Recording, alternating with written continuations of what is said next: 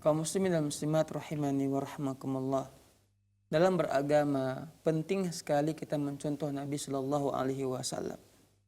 Para ulama kita menjelaskan sesuai dalam Al-Quran, Allah sebutkan bahwa syarat diterimanya amal ibadah kita itu ada dua.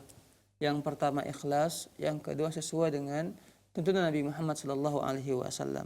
Allah mengutus Nabi Muhammad kepada kita untuk kita mencontoh beliau. Bagaimana beliau sholatnya, bagaimana beliau puasanya, bagaimana beliau beribadah kepada Allah Subhanahu wa taala. Maka oleh sebab itu Nabi Shallallahu Alaihi Wasallam memberi batasan kepada kita tentang masalah ibadah. Kata beliau, "Man amila amalan laisa alaihi amruna fahuwa raddun." Siapa saja yang melakukan suatu amalan tanpa ada perintah dari kami, maka amalan tersebut tertolak. Karena dia telah melangkahi Nabi Shallallahu Alaihi Wasallam. Seharusnya kita beribadah sesuai dengan yang Nabi ajarkan kepada kita, yang Nabi jelaskan kepada kita, bukan buat-buat sendiri. Nah, sekarang masalah Maulid Nabi Shallallahu Alaihi Wasallam. Dahulu ya Abu Bakar tentu beliau masih hidup ketika Nabi sudah meninggal dunia. Tapi tak pernah tercatat dalam sejarah bahwa Abu Bakar merayakan hari kelahiran Nabi Shallallahu Alaihi Wasallam. Abu Bakar juga seperti itu, Umar juga seperti itu. Ini menunjukkan bahwa merayakan, bukan gembira. Tadi memang disebutkan ada orang berdalil bahwa Maulid Nabi itu ada dalilnya. Ketika Nabi ditanya tentang masalah puasa hari Senin, mereka mengatakan, Nabi menjawab, ialah dzalika yaumul wulidtu fihi. Hari Senin merupakan hari tempat kelahiranku, hari kelahiranku. Nabi Shallallahu Alaihi Wasallam mengatakan hal demikian, bentuk rasa syukur kepada Allah Subhanahu Wa Taala. Maka beliau berpuasa, ya, beliau berpuasa dan beliau juga berpuasa bukan karena hanya itu, tapi beliau berpuasa juga ya karena itu hari Senin merupakan hari yang memiliki keutamaan. Beliau lahir pada hari itu dan juga beliau diberikan wahyu pertama kali pada hari Senin, kata Nabi Shallallahu Alaihi Wasallam. Jadi nggak bisa dijadikan dalil sebagai merayakan. Kalau senang wajib kita senang.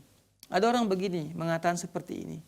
Abu Jahal saja, Abu Lahab saja, dia senang ketika Nabi lahir sehingga Allah memberikan kepada dia keringanan azab. Karena apa? Dia senang dengan kelahiran Nabi Shallallahu Alaihi Wasallam. Itu kata mereka. Begini kita harus pahami.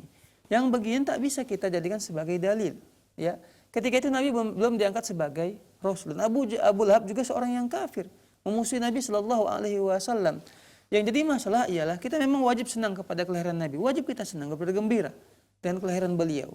Ya, yang kita pahami adalah tidak boleh kita mengadakan sebuah acara memperingati, ya, dengan mengumpulkan orang, kemudian juga melakukan sebuah peringatan dan seterusnya dengan dalil-dalil seperti ini. Karena apa? Sekali lagi, Nabi tak pernah memerintahkannya kepada kita. Abu Bakar tak pernah mencontohkannya. Umar yang merupakan khulafa ar-rasyidin juga tak pernah mencontohkannya. Utsman, Ali, dan bahkan ulama-ulama kita seperti Imam Syafi'i, Imam Ahmad bin Hanbal, Imam Malik enggak pernah mencontohkannya. Ini membuktikan bahwa enggak ada ya acara-acara peringatan ataupun merayakan kelahiran Nabi Shallallahu Alaihi Wasallam. Bukan berarti kita enggak cinta dengan Nabi Shallallahu Alaihi Wasallam, tidak. Bahkan seharusnya bukti cinta kita kepada Nabi, kita mencontoh kehidupan beliau, melaksanakan ya sunnah-sunnah beliau. Mohon maaf, ini merupakan sunnah Nabi berjenggot, kan begitu. Nabi berjenggot dan Nabi perintahkan kepada kita untuk berjenggot, para kaum laki-laki. Tapi kenapa ada orang yang membenci jenggot? Katanya cinta kepada Nabi. Hal ini merupakan perintah dari Nabi dan Nabi juga berjenggot. Ya, dan banyak perkara-perkara lainnya sebenarnya ini lebih penting kita mengamalkannya dibandingkan dengan suatu perkara yang baru dalam agama kita yang Nabi Shallallahu Alaihi Wasallam tidak pernah mencontohkannya kepada kita. Wallahu taala.